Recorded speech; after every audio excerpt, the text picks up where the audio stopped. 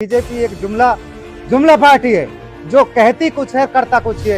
इस पार्टी में दलितों का, मुसलमानों का शोषण होता है। उनको अपने अधिकारों के लिए बोलने तक संसद में नहीं बोलने दिया जाता है। और अभी संसद में एक बीएसपी का सांसद था, उसको मतलब बीजेपी के सांसद ने गाली गलौज से पेश आया।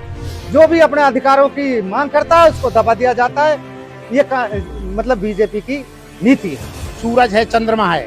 सूरज जब अपनी रोशनी फेंकता है तो वह ये नहीं सोचता है कि मैं मेरी रोशनी दलित को नहीं दूंगा, मैं मेरी रोशनी मात्र सवर्ण को दूंगा। तो सूरज जैसे महान है, जैसे भारतीय जनता पार्टी के विचार हैं वो महान है। सूरज की तरह भारतीय जनता पार्टी सब जातियों को रोशनी देती है, सब जातियों का विकास कराती है। इसलिए उनकी नीतियों से मैं पसंद होकर जन्मजात भारतीय जनता पार्टी को इसलिए पसंद करता हूँ कि भारतीय जनता पार्टी के जो उच्च स्तर है वो हमारे प्रधानमंत्री नरेंद्र मोदी, योगी आदित्यनाथ और ये दोनों ईमानदार हैं, ये देश को चला रहे हैं। दूसरी बात, इनका एक नारा भारतीय जनता पार्टी का, सबका साथ सबका विकास।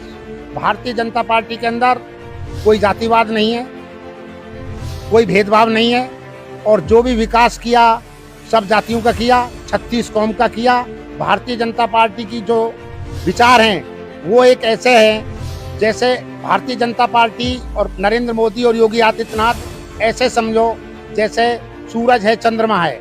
सूरज जब अपनी रोशनी फेंकता है तो वह ये नहीं सोचता है कि मैं मेरी रोशनी दलित को नहीं दूंगा, मैं मेरी रोशनी मात्र सवर्ण को दूंगा।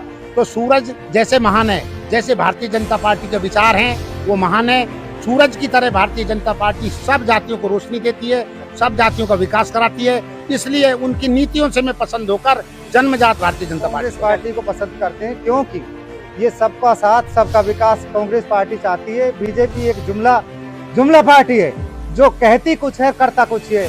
इस पार्टी में दलितों का, मुसलमानों का शोषण होता है। उनको अपने अधिकारों के लिए बोलने तक संसद में नहीं बोलने दिया जाता है। और अभी संसद में एक बीएसपी का सांसद था, उसको मतलब बीजेपी के सांसद ने गाली गलौज से पेश आया। जो भी अपने अधिकारों की मांग करता है उसको दबा दिया जाता है। ये मतलब बीजेपी की नीति है। तरह से उन्होंने दानिश अली जो सांसद थे बीएसपी को, उसको गाली गलौज की, किसी तरह की कोई कार्यवाही अभी माना चाहिए? इसकी बात बताऊं, ये झूठ बोल रहे हैं, इनको मालूम नहीं है।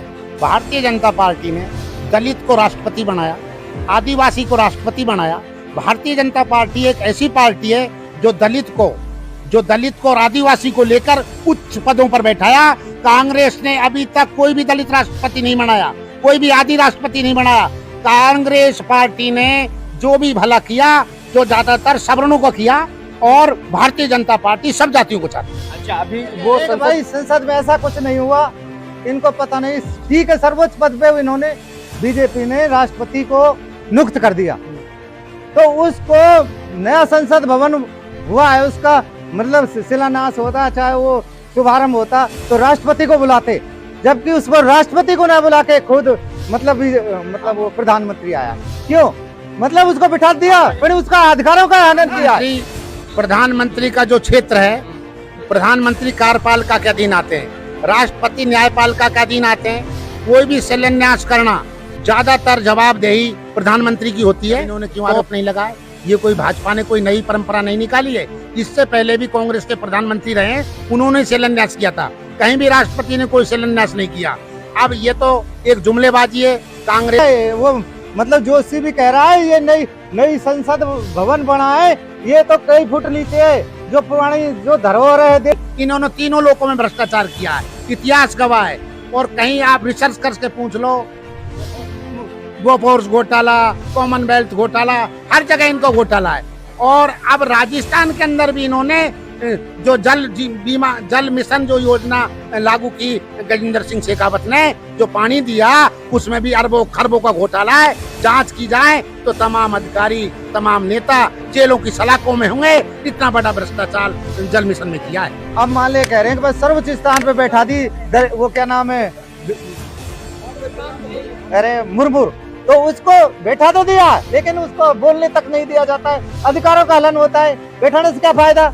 जो कि बेटी बेटी पढ़ाओ, ये बेटी पढ़ा रहे हैं जो बेटी वहां खड़ी है दिल्ली में जंतर मंतर पे। तो मैं बहुत छोटा जमींदार हूँ, मात्र 10 बीघा खेत है, पूरी धरती में आग लगा दूंगा, बेच दूंगा अगर योगी आदित्यनाथ को कोई भ्रष्ट साबित करते पूरे भारत के अंदर। योगी आदित्यनाथ एक दिन हवन कर रहे थे, हवन करने के लिए कहा कि महात्मा जी एक 10 का नोट 100 का नोट निकाला जेब में से, जो जेब में हाथ दिया उस महात्मा के पास 100 रुपए भी जेब में नहीं निकले। वो योगी आदित्यनाथ जो देश का 1 पैसा हराम है, जो उसकी बहन फूल बेचती है और अपने घर भी नहीं जाता है और देश के लिए अपने बाप के दाह संस्कार में भी नहीं गया, ऐसा लोह पुरुष, और उन पे आरोप कोई लगा जाए, मोदी और योगी के आरोप लगाने वाला इस देश, इस कांग्रेस में कोई पैदा नहीं हुआ जो इन दोनों नेताओं को पर आरोप